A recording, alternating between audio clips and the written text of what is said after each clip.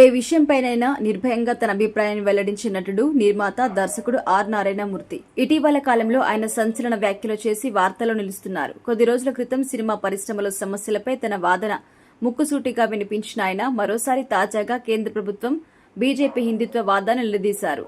Operation Kagar పేరుతో దండకారణ్యంలో జరుగుతున్న దాడుల నేపథ్యంలో జరిగిన ఒక సమావేశంలో ఆయన పాల్గొని తన వాదన వినిపించారు. హిందువులుగా చెప్పుకునే మీరు ఆ సిద్ధాంతాలకు వ్యతిరేకంగా వ్యవహరిస్తారా అంటూ ప్రశ్నించారు. హైదరాబాద్లో ప్రెస్ క్లబ్లో జరిగిన సమావేశంలో ఆయన చేసిన ప్రసంగం ఇది.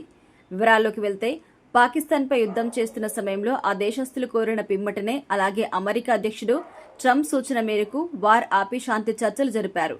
ఆ విషయంలో మిమ్మల్ని తప్పుపట్టడం లేదు, కానీ ఆదివాసీ ప్రాంతంలోని వనరులు ఆ ప్రాంత ఆదివాసీలకే దక్కాలని ఉద్యమం చేస్తున్న వారిపై ఆపరేషన్ కగార్ పేరుతో ఈ దేశపు బిడ్డల్ని కాల్చి చంపుతున్నారు. ఆదివాసీ చట్టాల్ని అమలు చేయాలంటూ డిమాండ్ చేస్తున్న వారిపై చంపాలని చూస్తున్నారు అంటూ ఆర్ నారాయణమూర్తి ఆవేశంగా ప్రసంగించారు. ఛత్తీస్గఢ్ ఆదివాసీల ప్రాంతంలో జరుగుతున్న కాల్పుల నేపథ్యంలో శాంతిని కోరుకుంటున్న వారు చర్చలకి సిద్ధమని అంటున్నా వారిని వదలకుండా కాల్చి చంపడం న్యాయమేనా?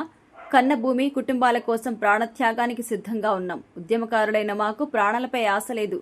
మమ్మల్ని చంపొద్దని వేడుకోవడం లేదు, కానీ మీ దాడుల్లో అమాయకులైన ఆదివాసీలు మరణిస్తున్నారు. అలాంటి అమాయకులు మరణించొద్దనే ఉద్దేశంతో చర్చలు జరపమని కోరుతున్నామని ఆర్ నారాయణమూర్తి అన్నారు. పేద ప్రజలు, అమాయక ప్రజలు ప్రాణాలు నష్టపోకూడదు అనే ఉన్నత ఆశయంతో చర్చలు జరపమని అడిగితే మీరు చర్చలు జరపరా? శత్రుదేశమైన పాకిస్తాన్ తో చర్చలు జరిపారు. ఈ దేశంలో పుట్టిన బిడ్డలు కోరితే చర్చలు జరపకపోవడం అమానుషం. ఇదెక్కడి న్యాయం అంటూ ప్రశ్నించారు. కాబట్టి ఇప్పటికైనా కగార్ ఆపరేషన్ ఆపి చర్చలు జరపాలని ప్రధాని మోదీకి రిక్వెస్ట్ చేశారు. కగార్ అంటే అంచు, అంతం.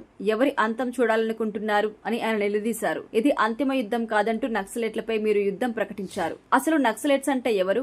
ఆకలి ఉన్నంత కాలం, దోపిడీ ఉన్నంత కాలం నిలదీసేవాడు నక్సలైట్. వాళ్ళు మన భరతమాత బిడ్డలు. వారు అమిత్ షా మోదీకి ఒక్కటే రిక్వెస్ట్, మీరు హిందుత్వ పార్టీ అంటారు, మేం హిందువులం అంటారు, మనది హిందూ దేశం అంటుంటారు. అలాంటి దేశంలో హిందూ సంప్రదాయాల ప్రకారం కర్మకాండలు జరగాలనే విషయం మీకు తెలియదా అని ఆర్ నారాయణమూర్తి ప్రశ్నించారు. మన దేశంలో, మన సంప్రదాయంలో ఎవరు చనిపోయినా కుటుంబం చేత కర్మకాండలు నిర్వహిస్తారు.